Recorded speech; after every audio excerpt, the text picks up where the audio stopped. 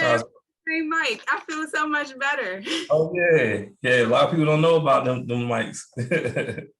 Yeah, you prepared. Look at you. Look at you. You know, it's crazy. When I was putting this shirt on, I was like, I think this is the same shirt I had when I was on your podcast. I'm like, this must be one of my favorite shirts. Oh yeah. The Marion Barry joint, yeah. Yeah. Business, you know, you got it. I got the I Can't Breathe joint on. Represent. So introduce yourself first and foremost. Hi, my name is Kenny Brown. Good friend of Anita for quite some time. I said me and you met at Nike. I think I picked the shift up for you one time. and back when my sister used to work there. And I just remembered your name. And then when we worked the same shift one day, you know, that's when you thanked me and everything like that. And then we just been cool ever since. And we figured, we were around some sort of the same age and going through the same obstacles of life, coming out of college and going into our careers and then realizing it's not what we really envisioned. But just that relationship and friendship we developed then, I'm a type of person when I meet somebody, if my spirit ain't right, I'm just gonna be, hey, and just keep it moving. But if my spirit sits right, I like to pursue and have a friendship and just keep in touch and know, because you never know through that friendship what a lot of synergy and things, commonalities you guys may have in common. I'm a very shy individual, but in my line of work, I can't afford to be shy. I gotta have conversations and just know people. Further down the road, you may come across something that may involve that relationship that you developed that opportunity wasn't there. But hey, I know she does this, and let me ask her advice, or let me ask his advice, or vice versa, or whatever. And that's the power of networking. You never know exactly what the future entails, but it's always good to meet people. Yeah. Especially in my line of profession. Yeah, so let's get into your line of profession, but it's something I definitely want to touch on that you said, because it's a good point. You said that we built a bond because you picked up a shift from me. So for anybody that's working an hourly job or any job period, don't ever underestimate the power of networking right in your place of employment. So I think that's a really good point. But let's jump into Total Networks Incorporated, right? Yep. I kind of want to do the education route, like, oh, where'd you go to school? But we can get into that HBCU experience. But let's I really want to jump into Total Networks Incorporated, because when you first told me about it some years ago, I was like, oh, this is dope. This is a legacy project. Facts. You don't see a lot of that, right? You do not see a lot of people passing businesses on to the next generation. So I'm not going to ruin the intro to this, but tell me about Total Networks Incorporated. And even further so, when I first said those 3 words, Total Networks Incorporated, what was the first thing that kind of, because you smiled, right? Right, yeah. When you hear those words, what do you think? Legacy. My father, he started a company in 1999 with one of his good military buddies, and they formed Total Networks. And also there's a third gentleman as well that came in a little later, but 3 co-founders, and they all specialize in 3 different areas of IT. My father was a good program manager. His business partner was a good network infrastructure engineer, and the third partner was a good network operations analyst. So they decided to use all of their skill set and come up with a total network solution for all of commercial clients, future clients. And that's how they came up with their name back in 1999. Me, on the other hand, I'm in school and in college, and I we can get into that a little later. I didn't go the route of IT. I went in the communications field. That's what I thought that God would have me at, but his vision was different. But they started this company and was very, very successful in the very beginning because of the word networking. They used to work for a company, and it was with this lady. I can't remember her name, but she was a black woman, and just through networking, for somehow, some way, they formed this relationship, and this lady was the CEO of this company, and for some reason, she took a liking to my father, his business, and his two business partners. And every day they used to come in there and just pick her brain. And she said, you want to do this, do such, such. You want to do this, do such, such. And they used to always come back and say, okay, we did this, we did that. And, she said, you know what, I'm going to spread the wealth and help you guys get to where you guys want to go. They were employees of her company, and she allowed them to form their own company while working for her. And then, and it's just all networking and relationships. Yeah. And I believe that it kind of goes back to what you were saying about network building or the power of your network. And you were talking about energy, like how that has a lot to do with who you do business with or who you're friends with, who's in your circle. Can you talk about how you just went off your gut feeling, like for something that turned out to be really good? I was an intern working for I don't know, people that grew up in the DMV area know the guy named George Michael. He used to work for he passed away a few years ago. He's worked for News Channel 4. Yeah. And I did an internship, and that intern, I had the best intern, best summer of my life. I used to be at all the Redskin preseason games, and I used to go to do travel around, interview the local teams, athletes and things like that. I went and I thought I would be a sports journalist. That was my career goal. When I got out of school, there was an opportunity with the company, with Total Networks. And, all this time, I never knew that I would take a job, but I was always a good writer. And that became my main duty and responsibility, was to help write proposals for the company. And I did that part-time while I was still doing internships here and there, trying to get in the field. And it's a hard field to get into, in the communications field. And I just wasn't willing to, I just didn't have the resources to go out there and work for such a low salary and maintain, cost of living and things like that. So, it was just so happened that, I don't know, my father had a vision that I would be working for his company one day without me even knowing it. He said God spoke to him. He had a need that I was qualified for, and I took that position. And in that position, one responsibility after another blossomed into other things. I went to school, learned procurement, learned how to bid on contracts, learn how to market, learn about federal contracting. I mean, this happened over the years, and now I can actually teach this class if I really wanted to on procurement. And it just so happened I had a father. A lot of people don't have, in our community, in our culture, don't have that benefit. But I'm like, if I have a father who set up a legacy for me, I have to take advantage of it. I would be doing a disservice to our community had I not take that opportunity, because that's not really typically given in the Black community, that type of legacy being passed on. So, yeah.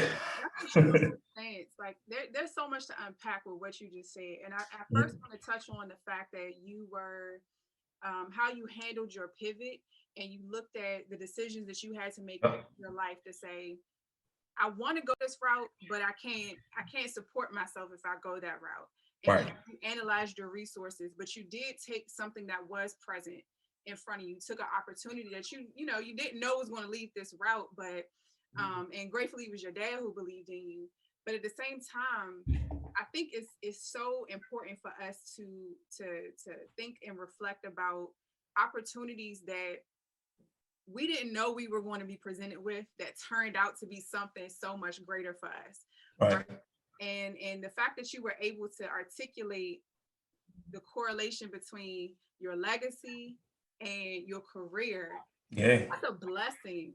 I Yeah. don't think people realize like that's a rarity in our community because we're taught at an early age, go to school, get a diploma, get a good job with benefits, white picket fence, get that good salary, move up the ranks, right? Yeah. We're thinking goals of money and salary and increase in titles and positions and getting on the board and all that's cool because it gives us something to go after. But when we analyze what's in front of us and the resources we have in front of us and we make decisions based on that, that's knowledge. Yeah. So you just passed you just passed down some knowledge for whoever's listening. And hopefully, our scholars take that into account, like not to turn from an opportunity that they never knew was going to be in their path. Like, Right. And it's going back to your point about energy. It's not to say, hey, take everything that comes at you, but go off your gut. Like, you know what, maybe I should get us a shot. Maybe I should study abroad. Maybe I should go intern in New York for a semester. Maybe, I should take this family business seriously and see where they need help. But another point I wanted to raise also was the fact that you were able to apply your mass comm skills to a totally different industry. And Yeah. I want to get into mass comm. I want to get into why you studied it. First, let's get into where you studied it, Right. why you studied it. And I have to say this as a shameless plug because I was a mass comm major at Dell State. Okay. Every company needs some type of mass comm. So Yeah, it was absolutely. skills where it's like you're going to need it, whether it's a writer, a producer, a podcaster, a TV host, whatever the case may be, you're going to need it. It go hand in hand with marketing and business development. But yeah, I want you to get into that. Yeah, absolutely. So I went to UMES, UMES Hawks, out in near Salisbury, Maryland.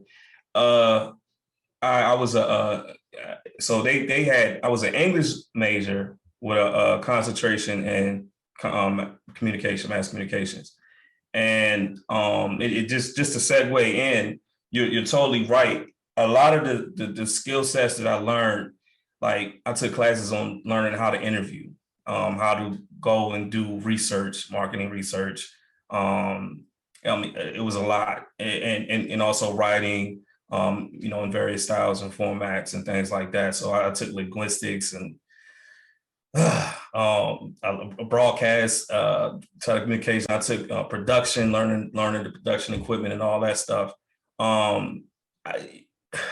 This is about to get deep. So I learned all of this stuff in regards to communications, and then I ended up working for my father, who a lot of his technical skill sets involve within communication, to running cables, to maintaining networks, software, installing AV equipment, running production equipment, all of this stuff. I learned it in the way of my vision, but really it was God's vision where I learned all of those skill sets. You get what I'm saying? So it's like I had a vision, but God had a vision, but I was blessed and able to still do the things that he wanted me to do to get to where I'm at now. You get what I'm saying? So in business development, what I do, my job entails business development, developing demonstrations, meeting with the client, gathering requirements, and putting together a proposal solution response to those requirements and against a statement of work. And that involves me doing research. Y'all hear all those terms he just broke down? Okay, all right. Sorry. Yeah. So yeah, I have to, throughout in the gate, let's say there's a particular opportunity that's coming on the street that I'm aware of within 60 days or more than 60 days. I have to go and interview. So I have to find out, man, who are some people in this program office that I could talk to? Oh, I know Anita. Anita knows somebody that she used to work for this agency. This is where network comes into place.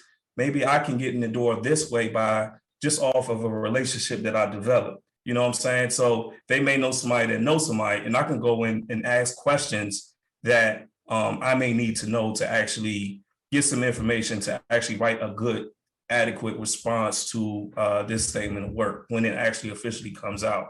And then also I could properly price it competitively So when I compete against other companies, I can give them the best price and the best bang for their buck with pricing and also a technical solution.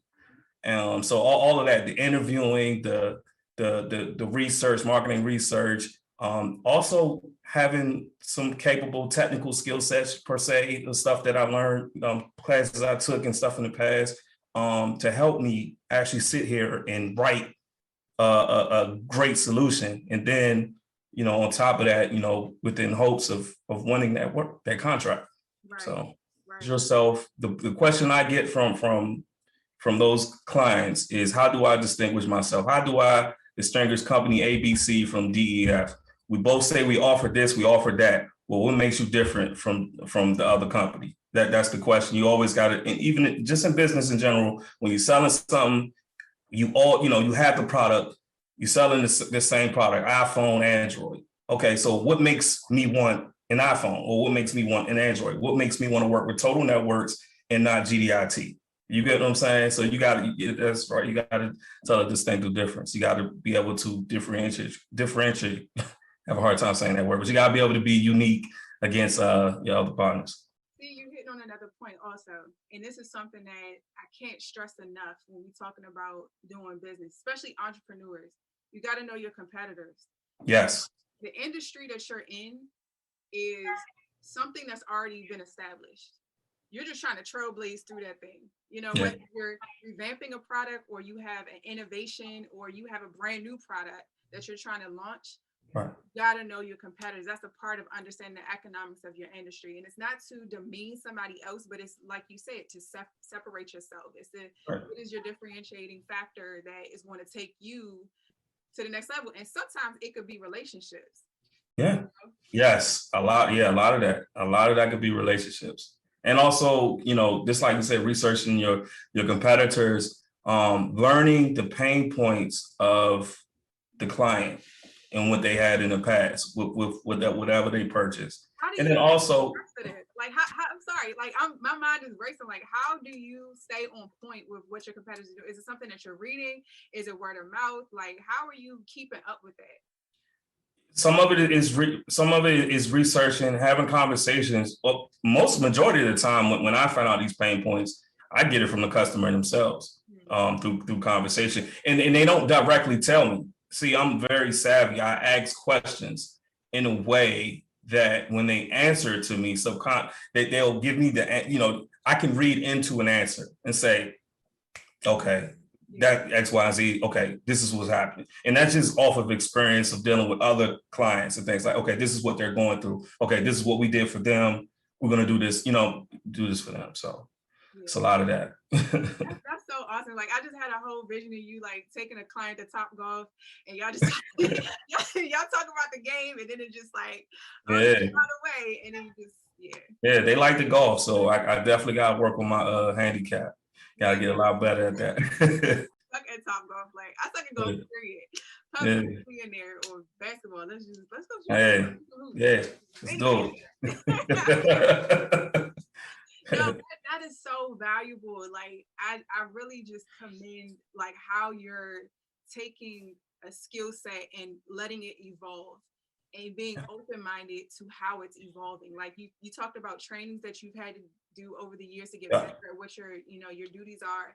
Like, we shouldn't ever stop learning. That 4-year degree it's just a degree. Honestly, it's a piece of paper that validates you to somebody else. It shouldn't validate you as a person, because we always have to keep learning. Like, that's what we're created to do. So I totally commend you for responding to that pivot, and really allowing God to, like, use your skill sets in another place, and look how it's turning out. Like, now you're teaching the masses, like, you're teaching the generation of how to carry a legacy project. I don't think people understand how much you got to unpack with that, because that's your family name. You know what I'm saying? Like, that's your father's work, and now you're carrying that on. Like, what are some of the conversations? I mean, I'm not trying to be too personal, but, like, what are some of the things that you've learned from your dad in business that you might teach your children, or, like, that you're going to teach an employee that's coming in behind you? So I'm a junior. I look like him, I do everything, but I don't have his personality. I have my mother's personality. You get what I'm saying? So like, that's my best friend.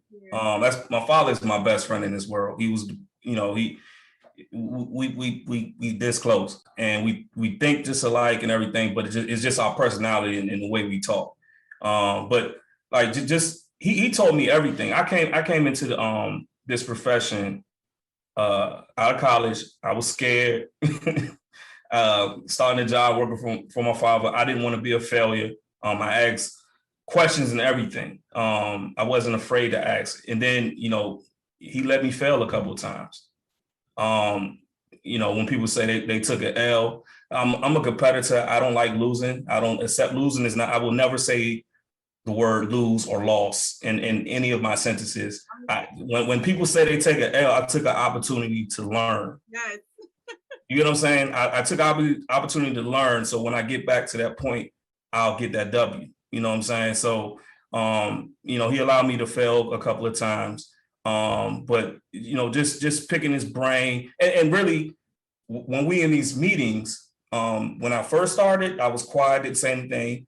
But, as I got experience came with confidence. Me and him are talking in the meetings more so. So when I'm saying something, I've heard him say, when you hear him say something for TNI, it's TNI. And when you hear him say something for TNI, then it's for TNI, and that's short for Total Networks. But, just me being there, watching him, picking his brain, me and him, we talk business 24/7 because we're never off. So we could be at a football game and I get an email come in and we sitting there talking about business and we got the Raiders sitting right here in front of us. So I mean, it's a lot of that. Don't be afraid. Don't be ashamed to ask questions. And always observe. And the biggest thing I can tell the way I learned, from my father is seeing it in real time, seeing his mannerisms, his reactions, how crafty his questions are when he's talking in these meetings or selling the company or talking to a client and going through all the challenges. That's the most time you got to pay attention and really soak that in and you'll begin to do it subconsciously whenever you reach a similar issue or problem, things like that. Yeah, that's deep. I think that is so cool how you trusted your dad with your career and your dad trusted you with his business. Like, yeah. I mean, think about it like this.